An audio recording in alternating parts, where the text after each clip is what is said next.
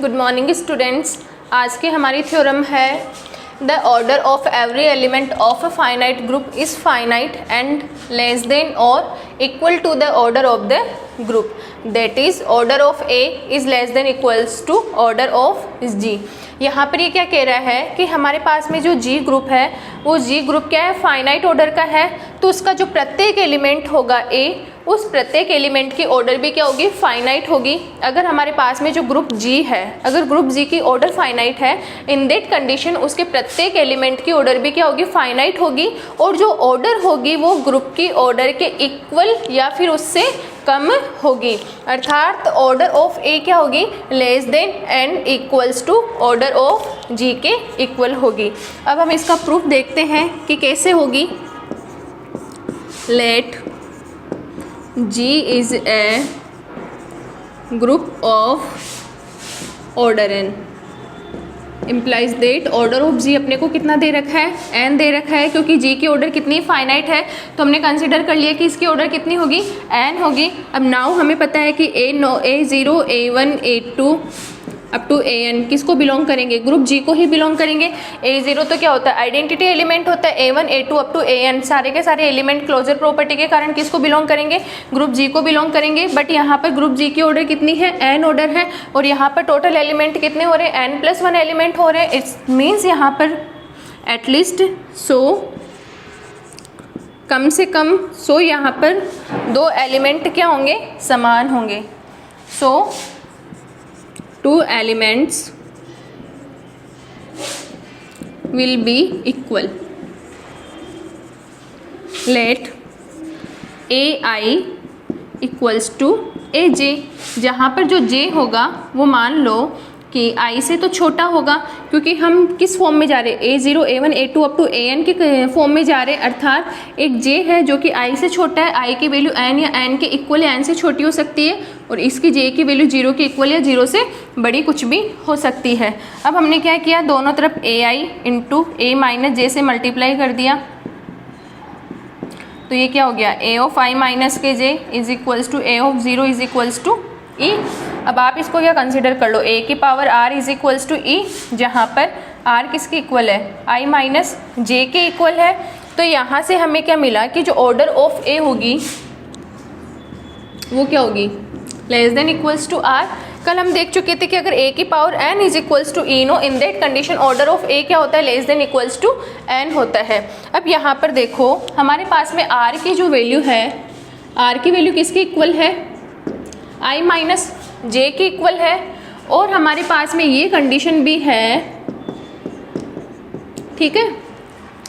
अगर आप I की वैल्यू एग्जैक्ट n कंसिडर करते हो और J की वैल्यू एग्जैक्ट 0 कंसीडर करते हो, in that condition I minus J की वैल्यू कितनी हो जाएगी, n minus 0 is equals to n हो जाएगी। तो R की जो वैल्यू होगी वो n के इक्वल होगी। अगर आप I की वैल्यू n से छोटी कंसीडर करते हो और J की वैल्यू 0 से बड़ी कंसीडर करते हो, तो I माइनस J की वैल्यू, जब आप I की वैल्यू n से छोटी कंसीडर कर रहे हो तो डेफिनेटली है कि ये जो R की वैल्यू आएगी वो n से छोटी आएगी ही सही। तो order of A is less than equals to R is less than equals to n is equals to order of G, implies that order of A क्या हो गया, less than equals to order of G। Hence proof. ये हमारे पास में क्या हो गया, थ्योरम का प्रूफ हो गया। अब नेक्स्ट थ्योरम हम देखते हैं। नेक्स्ट थ्योरम क्या है हमारे पास में,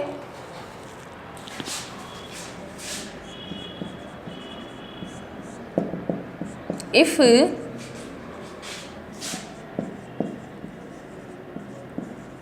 order of an element A of a group G star is n, then A की power m is equals to E if and only if m is a multiple of n। ठीक है, हमारे पास में थ्योरम क्या है कि G star हमारे पास में क्या है, ग्रुप है, और इस जी स्टार का एक एलिमेंट ए, उसकी ऑर्डर कितनी है, एन ऑर्डर दे रखी है। देन ए की power M is equals to E if and only if M is a multiple of N. ठीक है, यहाँ पर क्या दे रखा है हमको, इफ एंड ओनली इफ दे रखा है। इट मीन्स हमें थ्योरम को दोनों साइड से हमें प्रूव करना पड़ेगा। तो हम सबसे पहले कंसिडर क्या करते हैं, मान लो लेट हमने कंसीडर कर लिया कि ऑर्डर ऑफ ए कितना है, जब हम इसका जब प्रूफ देखेंगे ऑर्डर ऑफ है, हमने कंसीडर कर लिया ए।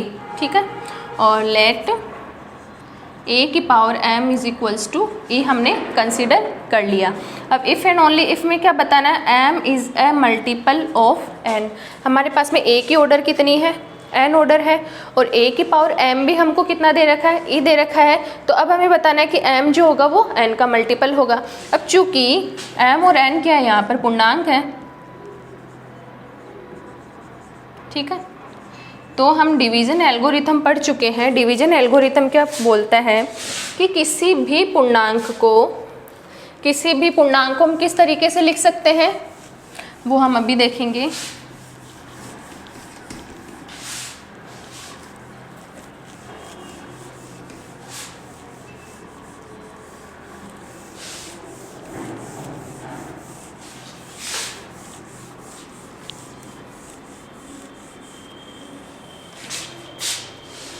एम और एन हमारे पास में क्या है, पूर्णांक है।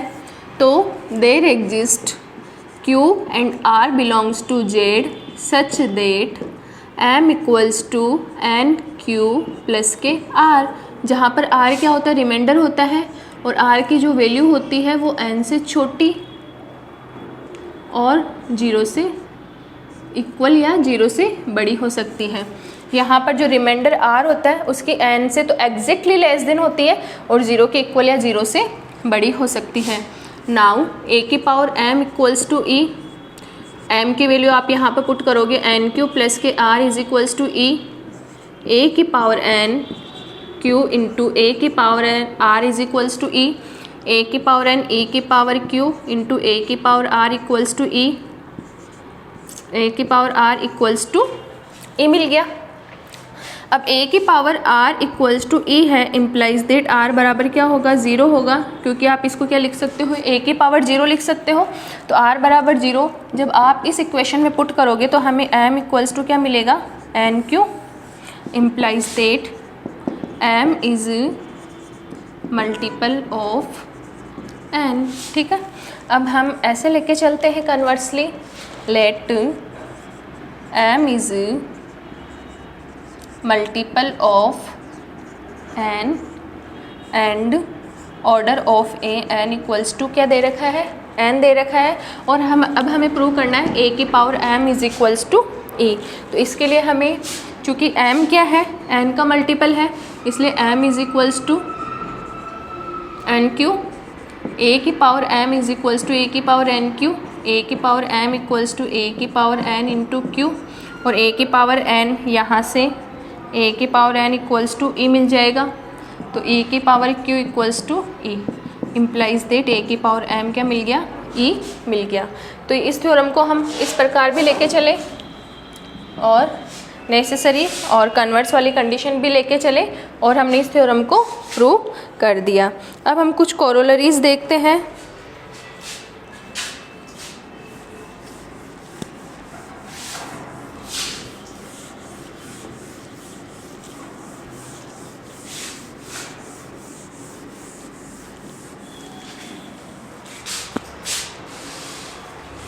कोरोलरीज क्या है,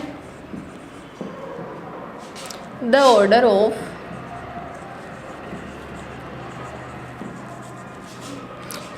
of any integral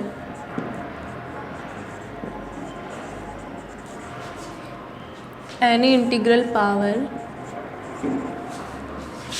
of an element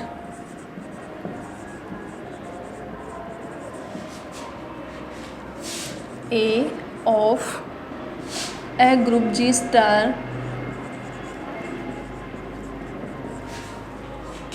cannot exceed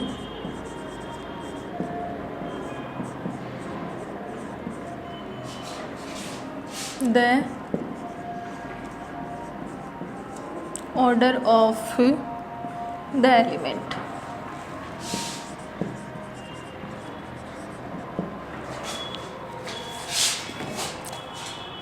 आपकी कोरोलरी क्या बोलती है?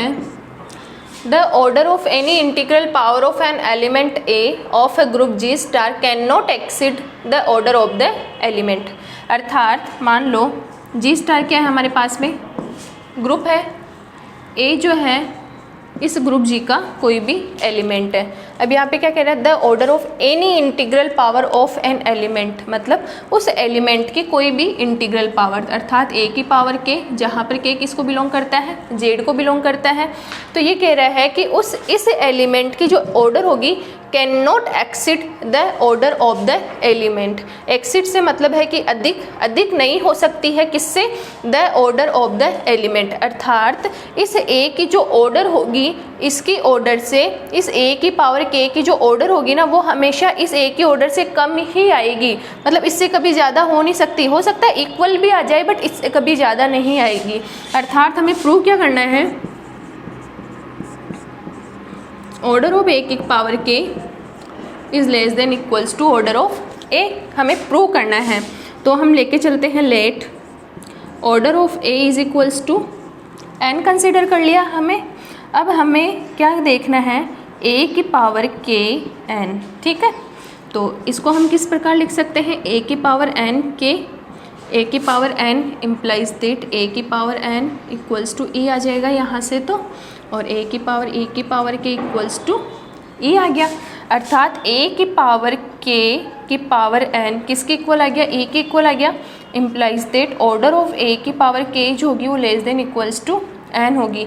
ये हम कल भी देख चुके हैं कि अगर ए की पावर एन इक्वल्स टू ए हो, इम्प्लाइज दैट ऑर्डर ऑफ ए जो होती है ना वो एन या एन से छोटी होती है, कभी इक्वल नहीं होती है। मतलब इक्वल भी हो सकती है लेकिन हम यहाँ से श्योरिटी के साथ नहीं बोल सकते कि हमेशा इक्वल ही होगी, इक्वल भी हो सकती है और छोटी भी हो सकती है। तो ऑर्डर ऑफ ए की power k is less than equals to n, और एन किसके इक्वल है? ऑर्डर ऑफ ए के। Implies that order of a की पावर के क्या हो गया? Less than equals to order of a के इक्वल हो गया। ये कोरोलरी भी देख ली। अब नेक्स्ट कोरोलरी क्या है वो देखते हैं।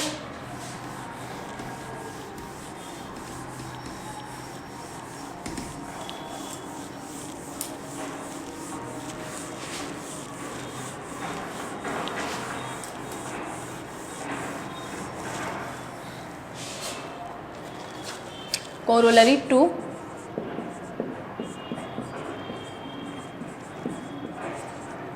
the order of an element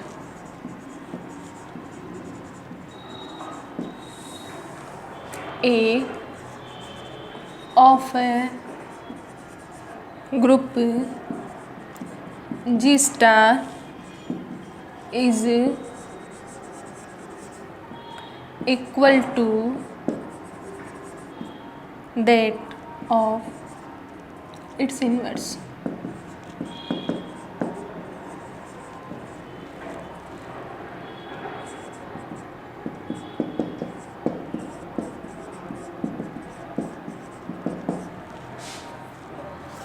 ठीक है, यहाँ पर क्या कह रहा है? The order of an element A of a group G star is equal to that of its inverse, a inverse.